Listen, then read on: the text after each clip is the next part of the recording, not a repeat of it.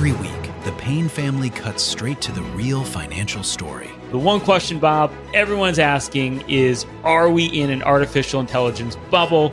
You've been through boom and bust. What do you think? No hype, no myths.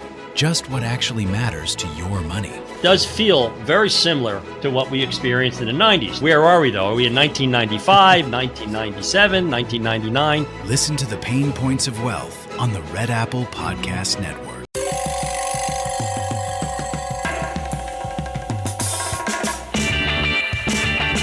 This is Cop Talk, talking crime, cases, and backing the blue. Now, here are your hosts, Captain Ed Mehmet and Detective Kevin Schroeder. Hello, everyone, and welcome to another episode of Cop Talk. Happy New Year. This is our first show since the new year, and I'd like to thank everyone for always listening and tuning in. My co-host, the famous Ed Mehmet, unfortunately, he will not be here today. He's still enjoying his holiday. With that said, today's guest is retired Lieutenant Paul Page. Paul Page is a retired lieutenant from Las Vegas PD. I appreciate him getting up early enough today to tape this podcast. Paul, welcome. Thanks, Kev. Glad to be here. Yeah, good to see you. It's been a while. So why don't you tell our audience, our listeners, your background, where you're born, raised, and how you wound up in Las Vegas, originally from New York. Sure. Originally born and raised in Maspeth, Queens. Went to grammar school in Woodside. Went to high school in Jackson Heights, McClancy, and then went to St. John's for a year before then moved out and transferred to UNLV in Las Vegas. Oh, wow. Okay. So that's how you wound up in Las Vegas then. Exactly. And believe, I have a twin brother, and we both were pre-med majors. And if you went to either locally at UNLV or UNR in Reno, you had your best chances of getting into Reno's medical school, and they had the least amount of applicants in the country. But after 2 years, we had good grades, but not perfect grades. So we switched and got our undergraduate degrees in finance with a concentration in investments, and then went on and got an MBA in finance. So after college, did you stay in Vegas then, or did you come back to New York? Yep, stayed in Vegas. Actually worked at Citibank in their credit card division for 5 years. Met my wife there, but it wasn't for me. I thought it was my dream job, but I didn't like it. And had no desire to become a cop, even though my dad's a retired New York City firefighter. I had an uncle that was a lieutenant at NYPD, had another uncle that was an inspector. But my dad said, hey, Metro Police is testing. Why don't you take the test? Took the test. God's honest truth. Everyone thinks I'm lying. I tested once. I would have never tested again. And I know most cops would test 100 times if they could. Absolutely loved the job. It was the best decision I ever made in my life. I love being a cop. So it was a really good move. So just to rewind, what year did you come on the job in Las Vegas? Moved to Vegas in 83, came on the job in 92. Oh, 92, okay. And then would you went through, you have an academy out there, I guess? That's how it goes? Sure. We have field training academies about 6 months. Then you have field training for 18 weeks. And back then we only had 3, what we call them substations. We don't call them precincts. And whatever substation you went and did your training at, that's where you stayed. Everyone goes through patrol. Everyone lands up on graveyard. I landed up 30 people from my academy, which was about half the academy. Our academy for us, we only had 63 people in an academy, believe it or not. Wow. And 30 of us were sent to the airport. But the airport's 5 minutes from my house. It actually, it was better duty than you would think. From there, I went and became a detective in special investigations, which is part of organized crime, which does background for liquor and gaming for everyone that it's considered a privileged license. They all have to go down from the head of the casinos to anyone that has any major operations in the casinos have to go through those background checks, which is both a background and a financial background. From there, I went over to criminal intelligence, which is still part of organized crime, but more traditional organized crime, which was a great experience. And I knew I had a pretty good gig when I had 5 years on, and the next junior guy on my squad had 20 years on, and it went 20, 25, 30, 35, and one guy had 40 years on. So I knew I had it was a pretty good gig to go to. So it was a good detail to get into. And did you have a phone call to get in there, or you just happened to luck of the draw? Well, I lucked out, and the lieutenant there, I had tested, and I figured they weren't going to take me, and I saw the lieutenant there, and he goes, "Hey, Paige, you'll be coming over to Intel." And I was like, "Oh, yeah." I said, "Oh, thanks." And within 2 weeks, I was there. Now, they didn't take me because I was the greatest cop ever. They took me because of my financial background, There you go. which opened a lot of doors for me, which worked out perfectly. It was a great job. But the only reason I decided to promote was I looked at these guys, 20, 25, 30, 35, and 40 years on. But if a new boss came in the mall, they were still the boss. It didn't matter how much time you had on. Otherwise, I would have stayed there my entire career. Now, how does the ranks go in Las Vegas? We have a police officer 1 is in training, a PO2 is a regular cop, and then what they consider a detective or anyone that gets ADP, which is assignment differential pay, which is 8%, would be a PO2A. So we call them detectives, but they could take you from that rank. You can't. They could send you back patrol the mall if they wanted to. So they never actually give you that rank, but you do test for it. Typically, there's an OO board to go to any of these particular sections as a detective, and then we go sergeant, lieutenant, captain, and then above captain, it's appointed. We have a deputy chief, assistant sheriff, under sheriff, and sheriff. But there's one sheriff, one assistant sheriff. There are 3. Then there's 6 deputy chiefs. So there's not a lot of upper ranks.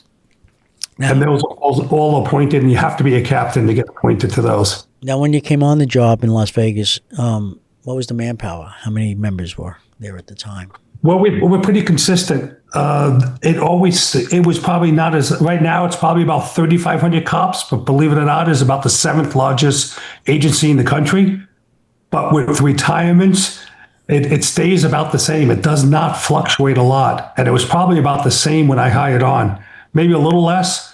And then we also have the county jail, which probably has about 750 COs on that side. Oh, so you cover corrections as well? Exactly. Okay, gotcha. And they have the exact same rank structure. And the airports? The airports? The airport is ran by Clark County, and Las Vegas Metropolitan Police Department are the ones that provide the police for the airport. Oh, okay. All right. So again, going through the ranks. So you were police officer, sergeant. Then sergeant. Then I went back as a detective sergeant, back to special investigations.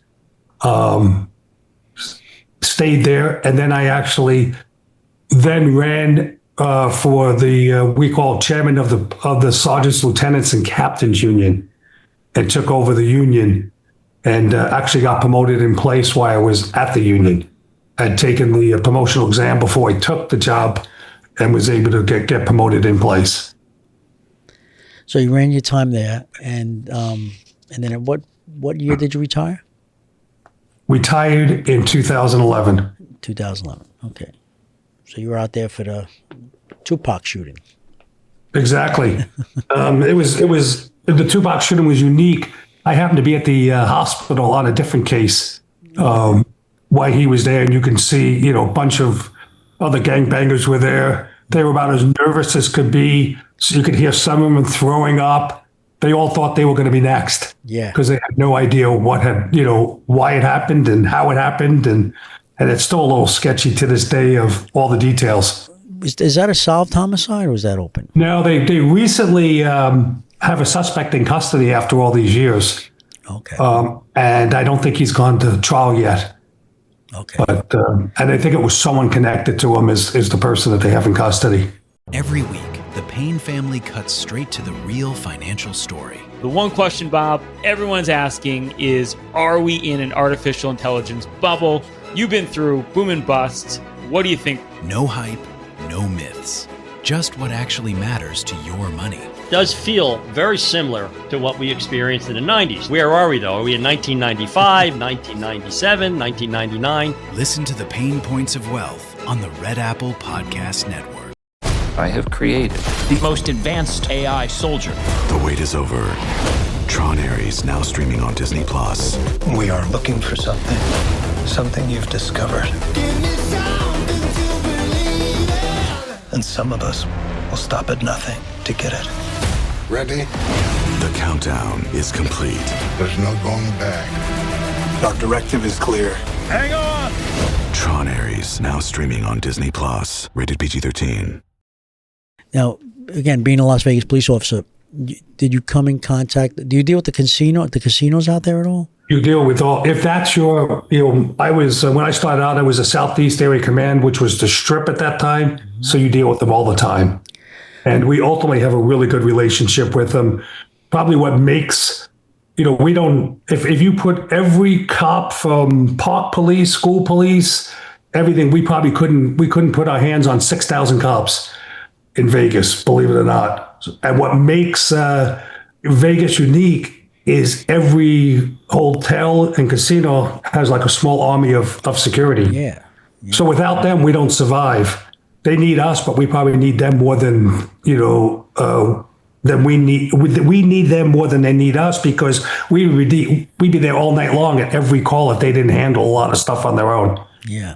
They, I know. Of course, I've been to Las Vegas, been out to the casinos as well, and right. It's amazing the system they have out there. It's a whole crazy system, underground and everything else. Oh yeah, and it's very sophisticated. They're really good at what they do. Mm-hmm. There's a lot of money at stake, and they, and the casinos are the lifeblood of Las Vegas. Without them, this is going to be a ghost town. Yeah, well, now you have the hockey team, right? The Knights. Exactly, and then we have the Raiders, even though they haven't done well, and we'll be getting the Athletics are coming, so we'll have a baseball team as well. Oh, the Oakland A's. We're gonna have the A's are here, coming here. They're building a stadium right on where the Tropicana Hotel used to be. At the corner of Tropicana and Las Vegas Boulevard, they pulled down the Tropicana and they're building a stadium for them. Oh, okay. Yeah, we I haven't been to Vegas probably in about 10 years, but we used to go out there a lot for New Year's Eve because a relative of mine, Tony Orlando, the singer, he used to perform out there. Oh wow! He's got a place out there as we speak. Yeah, so we used to go out there with the family and see him perform out there, and spend a week out there, a weekend, or however New Year's Eve fell. Right. But I always liked Las Vegas, but it's a lot different from when I started going back in 1989 versus today. It's changed a lot. Yeah. I mean, they've pulled down a lot of the old casinos. Of course, Vegas has to do with the Vegas way. They do an implosion and make a big deal about it. And Vegas is pretty unique of how fast they can put up a casino. A lot of times they're done in less than a year. In fact, sometimes you'll get some of the casino owners betting each other whose casino will be done quicker. And most of them now are multi-billion-dollar operations that they put up, and each one tries to top the other one. Yeah. Steve Wynn's the big guy out there, right? Was the big guy out here. The Vegas is because of Steve Wynn. He originally did the Gold Nugget downtown. Mm-hmm. Then he did the Mirage back in '88 up at the Strip, which they thought he was nuts. They said he would have to make $1 million a day to stay afloat, wow. And he easily did that. Then his next property was the Bellagio, and they thought he was nuts there, and said, "Hey, you're going to have to do $2 million a day," and he easily did that. Then MGM bought them out, and then he started the Wynn Hotel and Casino and Encore, and they're right next to each other, right? The two. They're right next to each other, and then he got in some trouble for sexual harassment. And he landed up getting kicked out of the Wynn. Him and his wife used to be the major stockholders. They were married, divorced, and then he tried to get her kicked off the board, and then that kind of backfired, and she was able to get him knocked off the board. but we don't need to take up a charity for him. He's still doing quite well. He's a multi-billionaire. I think he lives in Florida now. Yeah. And then Trump has a building out there, but it's actually a hotel. It's not a casino, correct? Exactly. Yeah. And it's right across the street. Trump Tower is right across the street from Wynn. Oh, okay. But it's a nice property. Yeah. I've been there. But going back to your career, okay. So what stands out? Like, if I was to ask you, what was the best day you had on your career? Like, what day really stands out? A case, a day that, something transpired that really sticks in your mind. It's, probably working in criminal intelligence. It was just a great experience. I mean, we were able to, my partner and I think I looked up recently, we have the Black Book, which is the book of excluded people. It's a relatively small, I think there's only about 30 people in it right now. And we were able to get 6 people put into the Black Book. Oh, wow. It was just great cases that you had to work. You worked with gaming hand in hand. And it's pretty unique here. If you go to a casino and look for any information, they tell you, you need a subpoena.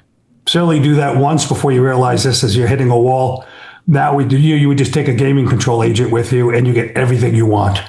So those were really unique cases, really in-depth. And it was kind of rewarding that we were able to get 6 into such a small group of people. And all the people were, really bad people that shouldn't be in the casinos. Obviously, they don't, no one's ever been removed from the Black Book as far as I know, unless they die, they take you out. But it's a pretty unique operation that they have. And as a personal side note, my mom used to work with the handicapped children back in New York on the buses. And one of her bus drivers is in the Black Book. Wow. He moved out to Vegas. And I was like, I didn't work that case, but it's pretty unique. And can you talk about one of the cases, how you make the Black Book? Well, I mean, most of it's based on their criminal history. So it's, most of the time they get on our radar screen because they're doing stuff right now.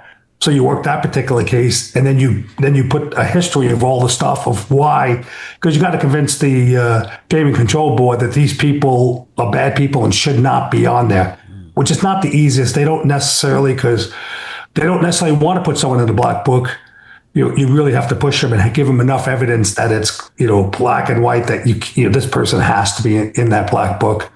But it takes months upon months of worth of investigation to get enough information to get him in the Black Book. Oh, so interesting. Never heard of the Black Book till today. No. As far as another interesting. So in criminal intelligence, we would do surveillances all the time. If, like, for example, they had the whole Gotti family come out at the time. I think John was in jail, but it was Peter, the brother, John Jr., Victoria, all of them come out, and so we put 2 squads together to follow them the entire time they were here. They ultimately were probably the easiest people we've ever followed. They all wore sunglasses in the casino. They were so loud and obnoxious you could hear them, a mile away. And we followed them the entire time they were here. And John's son-in-law had met with some people when he was in Vegas, and then there was a trial back in New York, and he tried to act like he didn't know these people. And we had pictures of them all meeting, and it actually made the case that he did get convicted based on his meetings with the individual in Vegas. So Vegas is pretty unique. There's a lot of things. There's a lot of crime that actually happens. There's a lot of wanted people arrested in Vegas because they all think they can come to Vegas, and what happens in Vegas stays in Vegas, which is a great marketing tool for the convention center, but not from a police perspective, because everyone thinks they can do everything and there's no consequences. How's the crime rate in Las Vegas nowadays? It's probably down a little bit, but there's Vegas is kind of unique. Like right near the Strip, right behind the Strip, are not great neighborhoods. And most people, you drive through that, and you see tourists out there jogging, and I'm going, if they only knew the neighborhood they were going through. But it's more in pockets, and there's only a few bad neighborhoods that you really need to stay away from. but overall crime is not too bad. It stays pretty consistent, and it's also down recently. But the Las Vegas Metro Police Department is really cutting edge as far as technology and drones, and it uses a lot of surveillance. It's a lot of things that we have to do because we don't have the manpower. Right. New Year's Eve would be the one day where everyone's working, but no one gets off. And there's, there's probably a couple thousand cops on the Strip. And then we also have downtown. So we definitely have to we can't throw numbers at everything to solve all those problems. There's just not enough cops to go around. Do you think the casinos keep a lot of things hush-hush? Because, a lot of things go on every day. Oh, absolutely. There's certain things they have to report, but they try to keep as much stuff hush-hush as possible. They don't want, any negative news, and gaming. They don't want anything to hurt gaming. Right. So if a tourist was coming down from New York, they wanted to go to one of the casinos tonight, what would your recommendation be, or your advice be, in regards to, not be a victim of a crime? Yeah, I mean, we have now we're kind of now like a Times Square with all these different characters and showgirls and taking pictures, and and then all those people doing that are perfect victim or potential victims for pickpocketing, and you just got to avoid all that stuff. Don't get too mesmerized by the lights and all that's going on and the crowds and all that. There's enough of people up there that don't want to do harm. But it's still relatively safe. There's no real. There's a lot of people out there, but you can't let your guard down. You still got to be super careful. So it's basically like pickpockets, stuff like that. Not so much violent crimes. Exactly. Once in a while, but there's not a lot of violent crime. Yeah. Do they need a license if they're going to, guys out there dressed as Superman with a camera? Does he need a license, a peddler's license or anything like that, or a vendor license? They do, but then they're always changing it because the ACLU gets involved. And, years ago they had a major problem with people handing out, cards and flyers for all the strip clubs.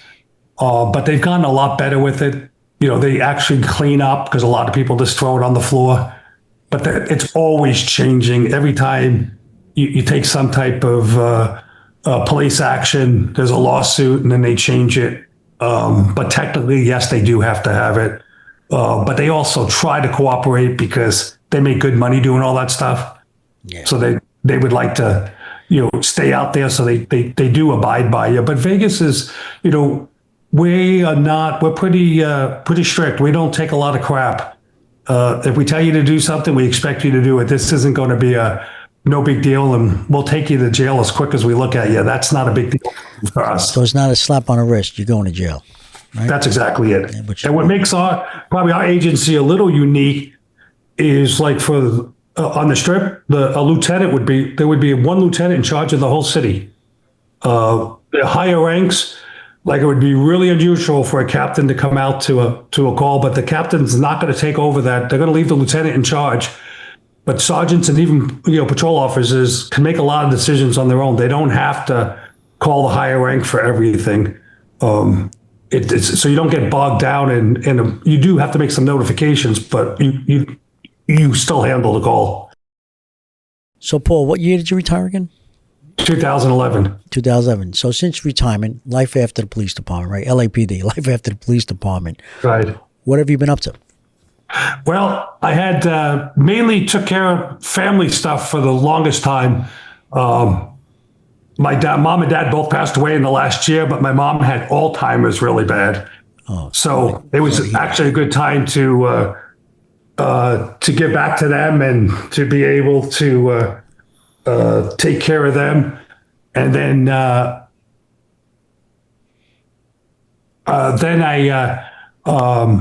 went and became a PI about a year ago and started my own private investigative firm. So that's, keeping me busy, moving out towards the future.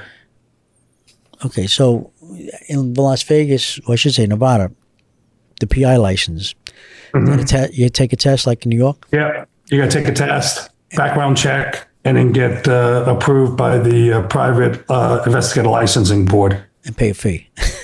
Yeah. And how often do you have to? I know here in New York, I have my PI license, and every 2 years you have to renew. Actually, mine was just renewed this month, January. Same thing in Las Vegas, every 2 years. Ours is renewed every year, and then you have to go qualify twice a year. In fact, I got to qualify this month. So what does the PI? What does the PI cover then? Because like in New York, the private investigation license, you can do private investigations as well as any other security, services. Okay, you could have. Yeah, ours would be similar. Okay, and then you get the armed guard license here in New York, so you can carry when you're working. Correct, and that's the one where we have to qualify twice a year for. Yeah, same thing here, right? And then I'm sure you have the HR 218. Correct. Yeah, and they don't. The HR 218 works for everything except for anything to do with PI stuff. They still make us qualify separately to that. Okay. Yeah. Even though I qualify once a year for the HR 218, they still make you qualify separately for the PI. Right. Well, same thing here in New York too. Okay. The PI license. If you need the armed guard to carry work in security in New York. Period. Right. HR 218 is for if I'm going to Florida or Nevada. Right. Exactly. Or I'm going to do a job down there. But under the same thing. But under the PI license, you can have a security company. It's like a security company. Right. You could have guys assigned to a building, a casino, whatever. Exactly. Okay, that's good. That's good. So now you start your company. What's the name of the company? Said I can cut off. What is the name of your company? It's called Premier Security Services. Okay, and just private investigations. Yep. And we're going to do, as we grow, we're going to also do more, security at some of the, hopefully more of the higher end retail stores, stuff like that. But we can do almost anything within reason. So we gotta crawl before we walk, before we run. So now you're an owner and operator? Yes. Okay. And no partners? No partners. Okay. You have a website? Yes. Why don't you tell our listeners, so if they need any security services in Las Vegas, they can reach out. The website is premier-investigation.com is the website. So premier-investigation.com. Okay. And sounds good. So if any of our folks are going out to Vegas or they need something, I'm sure you have someone here in New York as well. And exactly. That's how it works. I know. That's exactly how it works. And exactly. It works very well.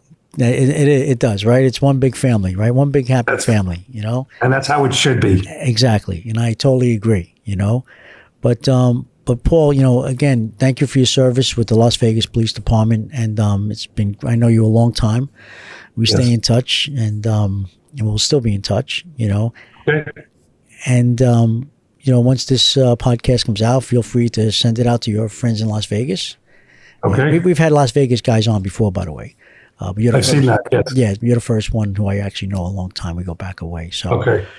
Lieutenant Paul Page, everyone, our guest today. Thank you so much, Paul. Be safe out there, okay? And we'll talk. Thanks, Jeff. Thank you. Okay. God bless. Happy New Year. Happy New Year, brother. Be safe. I'd like to thank everyone for listening to another episode of Cop Talk today. If you like what you hear, you can subscribe to Cop Talk at Cop Talk WABC. That's at Cop Talk WABC. We're also on social media. We're on X, we're on Instagram, and everything else that's out there. With that said, I'd like to say God bless you, God bless America, God bless law enforcement throughout the world, and God bless our U.S. military. Until next time, be safe. Thank you.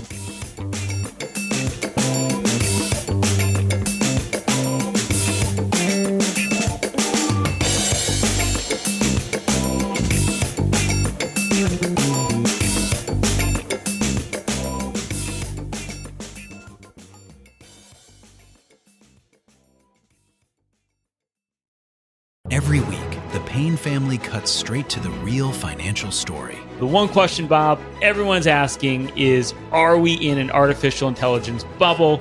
You've been through boom and bust. What do you think? No hype, no myths. just what actually matters to your money. Does feel very similar to what we experienced in the 90s. Where are we, though? Are we in 1995, 1997, 1999? Listen to The Pain Points of Wealth on the Red Apple Podcast Network.